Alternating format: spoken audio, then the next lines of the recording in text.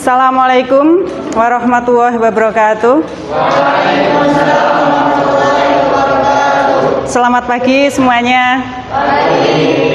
Sehat semuanya? Alhamdulillah wa syukurillah ya. Yang tidak masuk siapa hari ini? Rizka, Imro. Kenapa? Izin sakit. Ya kita doakan mudah-mudahan teman-teman kita yang lagi sakit semoga diberikan kesembuhan sehingga kita bisa bersama lagi ya dalam proses kegiatan pembelajaran. Nah, anak-anak,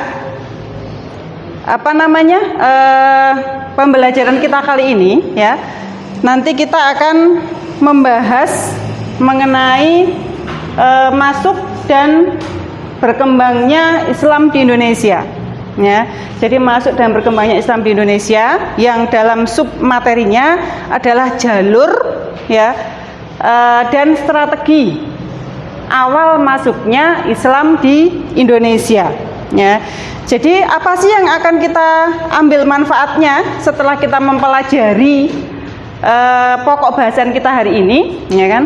Tentunya nanti kalian akan mendapatkan manfaat ya, paling tidak akan memahami ya kan, akan mengetahui ya kan, akan bisa menganalisis ya, bisa menyimpulkan ya mengenai bagaimana sih ya caranya atau melalui apa sih ya Islam itu bisa masuk ke Indonesia. Nah, itu nanti yang akan manfaat yang akan kalian ambil ya dari pelajaran ini.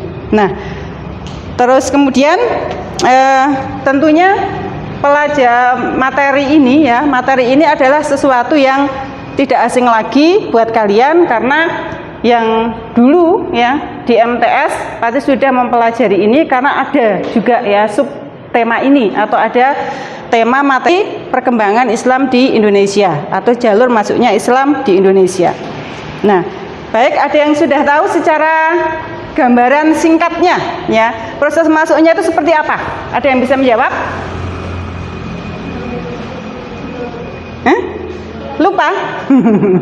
Lupa? Itu waktu dulu di MTS. Saili? Bisa? Ingat nggak? Dulu jalur masuknya Islam ke Indonesia itu melalui apa? Perdagangan. Ya, Intan, bagus, betul ya. Jadi diantaranya adalah melalui perdagangan. Baik, Ibu akan menjelaskan secara singkat ya, secara sekilas saja ya kan. Nanti silahkan untuk pengembangan yang lain kalian bisa baca buku, baca modul ya, baca dari jurnal misalkan ya, dari jurnal, dari internet ya yang berkaitan dengan perkembangan Islam di Indonesia yang khususnya adalah jalur masuk ya atau strategi awal masuknya Islam di Indonesia. Ya. Ini bisa kalian lihat ya di tampilan sejarah kebudayaan Islam ya, mapelnya ya, kemudian standar kompetensi itu adalah masuk dan berkembangnya Islam di Indonesia. Standar kompetensinya apa ya? Kompetensi dasar dari masuk dan berkembangnya Islam di Indonesia. Kompetensi dasar itu adalah kemampuan yang harus kalian miliki ya kan, adalah menganalisis jalur dan proses awal teori masuknya Islam di Indonesia. Ada berapa? 4. Yang pertama adalah teori India, yang kedua teori Arab ya atau Mekah, yang ketiga teori Persia, yang keempat teori Cina. Nah, teori India itu mengatakan atau tokohnya adalah Christian Senok-Burgronje ya. Christian Senok-Burgronje yang mendukung teori India atau biasa juga disebut dengan teori Gujarat ya. Teori Gujarat itu mengatakan bahwa Islam datang itu dari India. Jadi dulu itu ada banyak pedagang dari India, dari Gujarat, mereka beragama Islam, kemudian menetap di Indonesia, ya kan? tinggal di Indonesia, berinteraksi ya dengan masyarakat Indonesia, dan kemudian Indonesia terpengaruh ya masyarakatnya dengan agama Islam. Terus yang kedua, teori Arab atau Mekah ya, itu Crevut Kaiser, terus kemudian Naiman ya, De Hollander, itu adalah tokoh pendukung teori Arab atau Mekah, yang di situ mengatakan bahwa Islam itu sebenarnya dibawa dari Mekah sendiri, karena Mekah itu adalah memang negara munculnya Islam, pusatnya Islam kan di Mekah gitu. Jadi teori Mekah itu mengatakan enggak, Islam di Indonesia itu bukan dari mana-mana, tapi dari Mekah sendiri gitu kan, yang membawa. Jadi para pedagang yang datang ke ke Indonesia ya, itu membawa pengaruh, membawa ajaran Islam dan semangatnya untuk berdakwah itu. Kemudian yang ketiga, teori Persia. Teori Persia didukung oleh Husain Jayadiningrat. Nah, ini juga sama. Asal usul Islam masuk ke Indonesia itu didapatkan atau datang dari negara Persia, gitu kan? Itu juga sama, para pedagang juga, ya kan, para pedagang. Terus kemudian adalah teori Cina. Nah, dari teori Cina ini bukti pendukungnya sih tidak terlalu banyak. Tidak terlalu jelas siapa pendukung dari teori Cina ya, tapi sumber informasi menyebutkan bahwa teori Cina itu buktinya adalah sebuah kronik ya. Kronik apa kronik? Tahu? Kalau Cina itu teori Cina ya, ini buktinya adalah kronik. Nah, kronik itu adalah sebuah catatan ya, catatan bisa sebuah catatan perjalanan atau peristiwa yang kemudian menunjukkan, di situ menunjukkan Islam masuk Indonesia itu sekitar pada abad ke-1 sampai ke-4 Hijriah. Tuh ya, itu yang yang disampaikan oleh teori Cina. Pendukungnya tidak begitu jelas siapa, yang jelas ada buktinya adalah sebuah kronik ya. Kronik itu adalah catatan peristiwa, betul ya, Syifa. Terus kemudian kita lanjut kepada pola penyebaran Islam di Indonesia. Pola penyebarannya, atau bisa juga kata lainnya adalah strateginya, ya kan?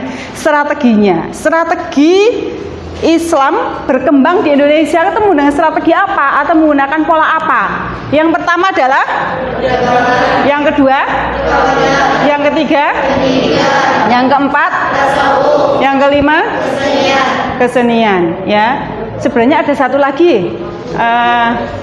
Sebenarnya ada satu lagi ini, belum tak cantumkan di sini, yaitu adalah melalui politik. Betul sekali, ya kan? Betul, ya, melalui politik dan pemerintahan melalui itu.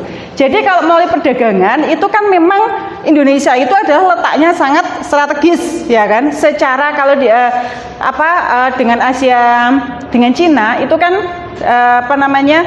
memiliki hubungan dekat secara perdagangan, dan letak strategis itu menjadikan ya lalu lalang atau lalu lintas ya, menjadikan pusat lalu lintas dari beberapa negara benua, ya kan, beberapa benua, beberapa negara, beberapa samudera itu bisa mampir ya, bahasanya gitulah, mampir ke Indonesia atau memang sengaja datang ke Indonesia karena secara alam Indonesia ini memiliki kekayaan alam yang melimpah.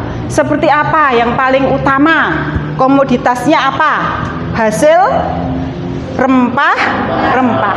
Ya, hasil rempah-rempah itu yang menjadikan daya tarik orang-orang asing atau orang luar negara Indonesia itu masuk ke Indonesia, tujuannya adalah rempah-rempah atau untuk perdagangan.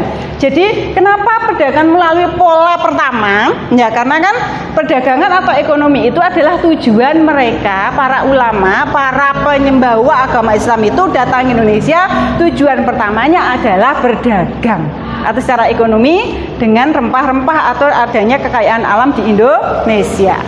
Silakan yang mau ditanyakan, Ibu kasih kesempatan. Sudah paham semua? Alhamdulillah. Ya, jadi kalau sudah paham semua, marilah kita berdiskusi Ya, marilah kita berdiskusi. Kalian bentuk kelompok menjadi karena di sini kalau dibuat 4 semua nanti ada yang dipotong, ya kan? Jadi nggak mungkin karena dipotong ya. Jadi ada yang 4, ada yang 3, boleh. Ya, silahkan bentuk kelompok. Setiap kelompoknya anggotanya 3 atau 4 orang, silahkan. Terus kemudian diskusikan secara berkelompok mengenai proses awal masuknya Islam di Indonesia dan jalur teori, maksudnya jalur utara sama selatan sama teorinya kayak versi. Teorinya saja. Teorinya saja ya. Itu yang nomor 1 itu teorinya saja yang kalian jelaskan. Jalur.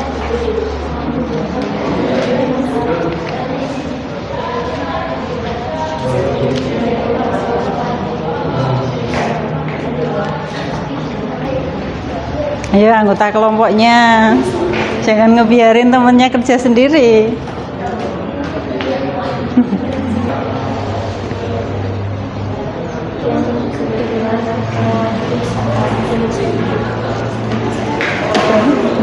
Itu sini kelompok 2, situ kelompok 3, kelompok 4, kelompok 5. Ini.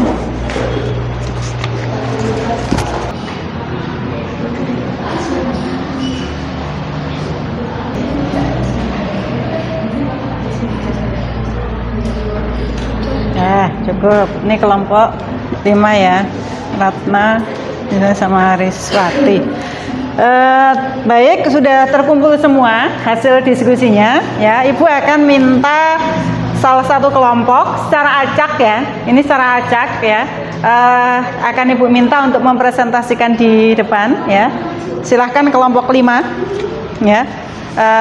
Kelompok 5 maju semua, sini 3-3-nya, terus kemudian hasilnya dibacakan. Waktu presentasinya nggak lama ya, sebentar aja. Poin-poinnya aja dibacakan. Ya, boleh. Ya, nggak apa-apa. Assalamualaikum warahmatullahi wabarakatuh. Waalaikumsalam warahmatullahi wabarakatuh. Kalau nggak jelas dibuka dulu, nggak apa-apa, sebentar ngomong, biar denger teman-temannya. Kami dari kelompok 5 akan mempresentasikan hasil diskusi kami. Yang pertama, teori-teori masuknya Islam di Indonesia.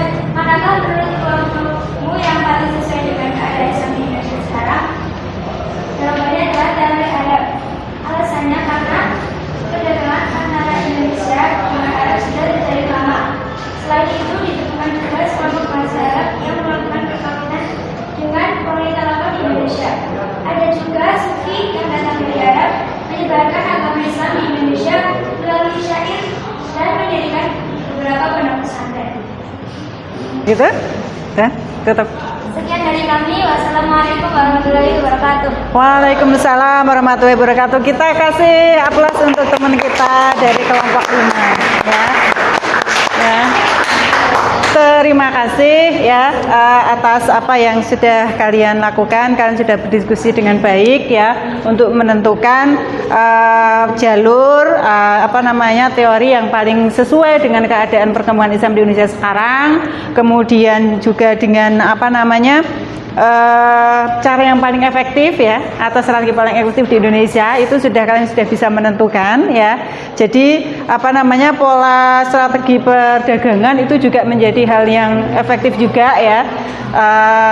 Karena dengan letak strategis seperti yang disampaikan oleh kelompok 5 tadi ya, yang kelompok 5 tadi yang anggotanya adalah si Riswati, si Rahwa dan Ratna ya. Itu sudah bagus sekali. Ini sudah mewakili teman-teman yang lain, kelompok-kelompok yang lain ya, bahwa kalian sudah bisa menganalisis ya, menelaah, menganalisis dan kemudian menyimpulkan, membuat kesimpulan dan menentukan ya pola-pola efektif dan kemudian jalur yang atau teori yang sesuai dengan keadaan di Indonesia sekarang ini, keadaan umat Islam di Indonesia. Nah, ya kan? kita mudah-mudahan bisa bertemu lagi di kesempatan selanjutnya. Tetap semangat ya kan. Mari kita contoh, mari kita teladani ya para sikap tokoh ulama dalam melakukan dakwah Islam ya. Karena dakwah Islam itu adalah merupakan kewajiban dari setiap muslim. Sampaikanlah walau satu ayat gitu kan. Nah, mudah-mudahan itu ada pada diri kalian prinsip-prinsip itu ya. Terima kasih, kita akhiri kegiatan pembelajaran hari ini dengan bacaan hamdalah bersama-sama. Alhamdulillahirabbil alamin. Wassalamualaikum warahmatullahi wabarakatuh. Waalaikumsalam warahmatullahi wabarakatuh.